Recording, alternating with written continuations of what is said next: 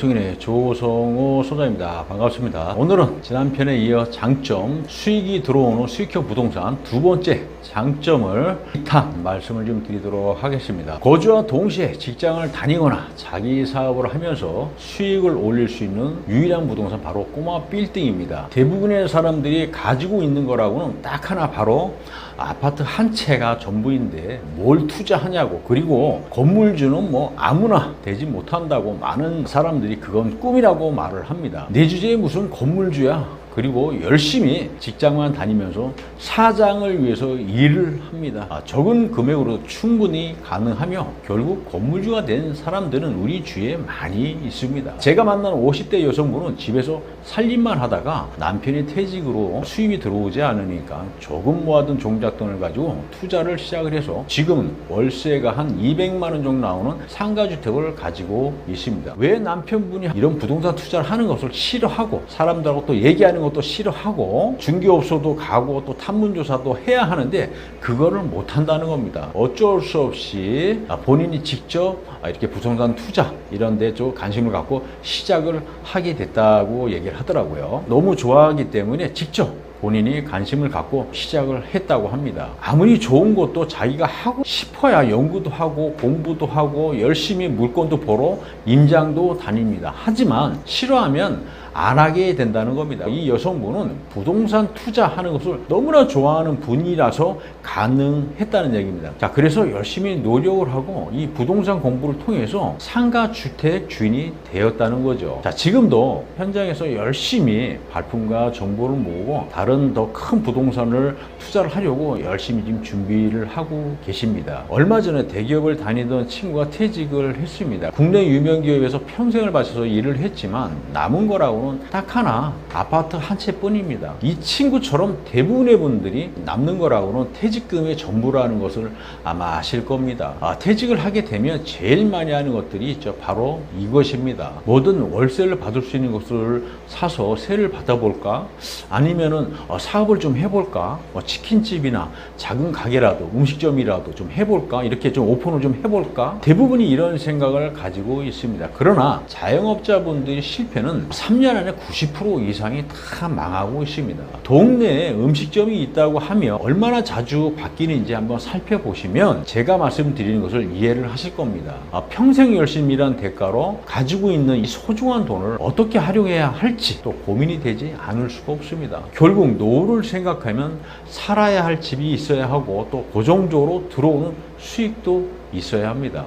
수입과 거주, 이 두 가지 목표를 생각해 보면 이 수익형 부동산 투자가 최고라는 겁니다. 그 중에서도 바로 꼬마 빌딩이 노후 대비용으로 부동산으로 관심을 엄청나게 받고 있는 이유입니다. 자, 이런 부동산을 선택할 수 있다는 것 자체가 다른 부동산 투자와 차별화가 된다는 것을 말씀을 드리고 싶습니다. 오피스텔, 상가 등 이런 수익형 부동산 투자는 직접 거주하면서 수익을 올릴 수 있는 것은 없습니다. 꼬마 빌딩은 내가 원하는 층에 내가 원하는 스타일 집에서 살면서 임대를 놓고 수익을 올릴 수 있습니다. 관리에 신경을 좀 쓰시고 잘 운영을 한다면 수익은 무한정으로 발생이 될 수가 있습니다. 평생 받을 수가 있다는 얘기입니다. 중요한 것은 현재 여러분이 살고 있는 집이나 아파트가 없어도 된다는 얘기죠. 지금 살고 있는 부동산으로 종잣돈을 만들어서 투자금으로 사용할 수 있다는 이야기를 말씀을 드리는 겁니다. 자, 건물을 수행한 건물주들도 처음에는 이렇게 시작한 사람들이 많습니다. 처음부터 크게 시작한 사람은 없다는 얘기죠. 우리가 관심과 목표만 있다면 꼬마 빌딩 투자를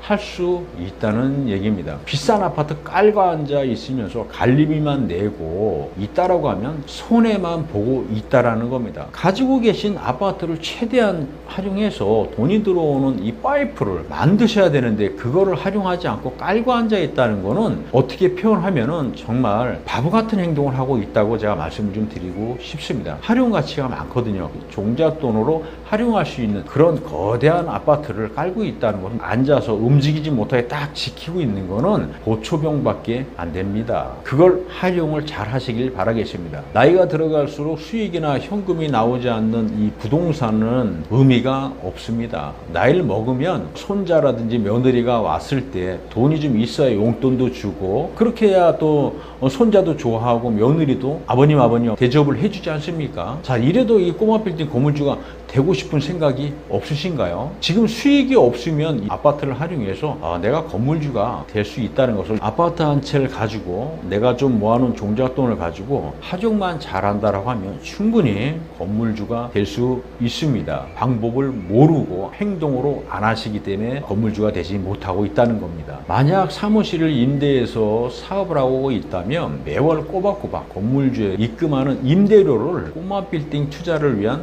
대출 이자 비용으로 활용할 수도 있고, 투자 비용으로 확보할 수가 있습니다. 자, 그리고 꼬마 빌딩 한 층을 사무실로 꾸며서 사용하면서 다른 층은 임대해서 수익을 올릴 수도 있고요. 자, 이렇게 꼬마 빌딩은 주거나 사무실 등 내가 원하는 공간을 만들어서 사용하면서 덤으로 수익을 올릴 수 있는 유일한 부동산입니다. 바로 이 수익형 부동산 투자의 장점이 바로 이겁니다. 평생 직장 생활만 하다가 아니면 사업만 하다가 일만 하다가 가지고 있는 거는 딱 하나, 아파트 한 채, 그만 남기고 계속 살아가실 건가요? 가진 여유 자금과 종잣돈과 아파트, 내가 그런 걸 가지고 활용만 잘 하시면 소액으로 시작해서 조금 큰 부동산, 조금 더 큰 부동산, 그런 것들을 가질 수가 있고, 그걸 통해서 내가 다양하게 돈을 벌 수도 있고, 앞으로 그걸 통해서 건물주가 될 수 있습니다. 방법은 내가 찾아야만이 방법이 보인다라는 겁니다. 방법이라는 것은 내가 공부하고 노력하고 집중하고 연구하고 하시게 되면 어찌 됐든 내가 가지고 있는 금액을 가지고 최대한 활용을 잘해서 건물주가 될 수 있다라는 겁니다. 자, 이번 기회에 건물주에 한번 도전을 한번 해보시길